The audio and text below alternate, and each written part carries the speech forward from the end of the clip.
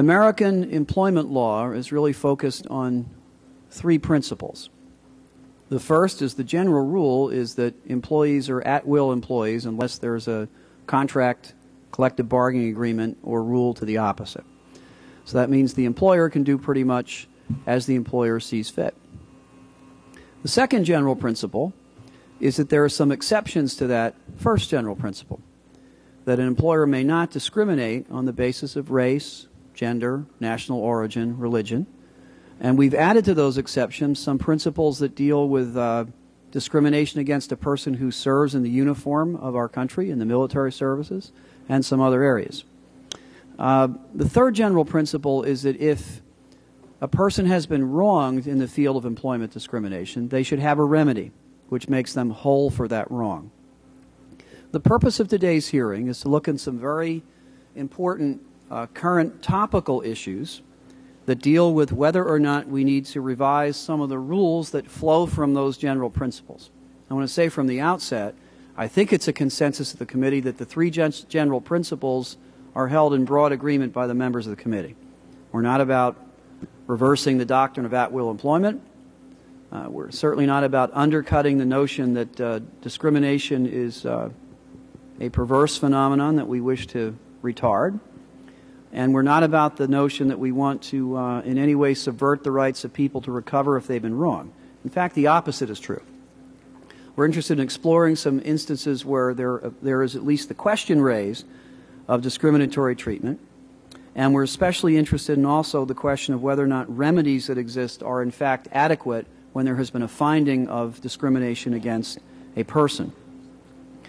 We will have two panels today. The first panel will deal with three separate but very important questions. The first has to do with remedies. If a person has in fact been wronged, if there's a finding that a person's been a victim in the instance of our witness today of sexual harassment and gender discrimination, is that person afforded a true and complete remedy if that remedy is limited by a mandatory binding arbitration clause? It's a very important question we're going to hear some testimony on from both sides. Second issue we're going to take a look at is those who serve our country in a volunteer capacity, who serve in fire, EMS, other public safety professions, because although these individuals do not receive monetary compensation, they are absolutely professionals in every respect of the word. What happens to one of them when they respond to a huge emergency, like a Hurricane Katrina situation, and then attempt to return to work and find out that there's no work to which they can return, or that they're not permitted to go in the first place? We'll be addressing that question. Third, this panel will take a look at the issue of those who voluntarily wear the uniform of our country in the armed forces. We have in place a statute that is designed to assure those individuals that when they voluntarily don the uniform of the United States to serve in the military, the civilian job that they left will be there for them when they return. Times have changed in two respects, which cause us to take a look at this general principle. The first is the huge reliance our country is placing on our Guard and Reserve.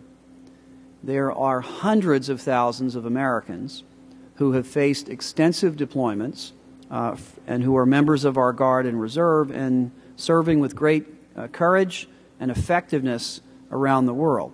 So the long deployments used to be very much the exception and not the rule.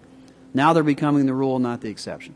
And it raises that issue. And then the second thing that has changed is the nature of our workforce has changed, and simply returning to a job may not adequately compensate someone if they have a book of business, if they have a standing in a firm.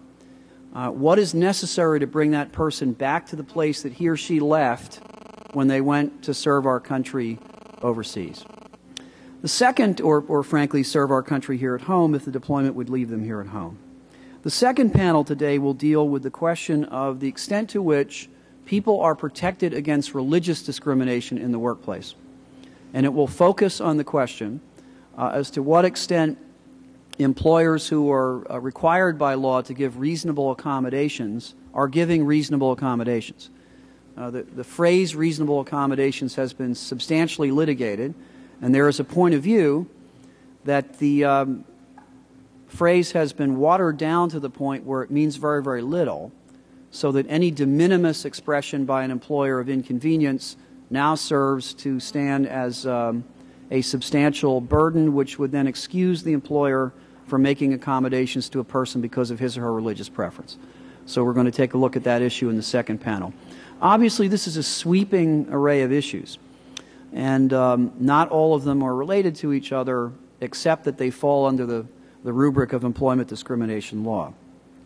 I want to assure my friend, the ranking member, and all the members of the committee that we will approach these issues with due deliberation. I regard this as a first hearing, an initial round of analysis of these issues, because they are quite complex. They do not easily lend themselves to easy solutions.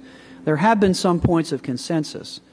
Several members of this committee are co-sponsors of legislation that would deal with the problem of volunteer first responders being able to return to their place of employment.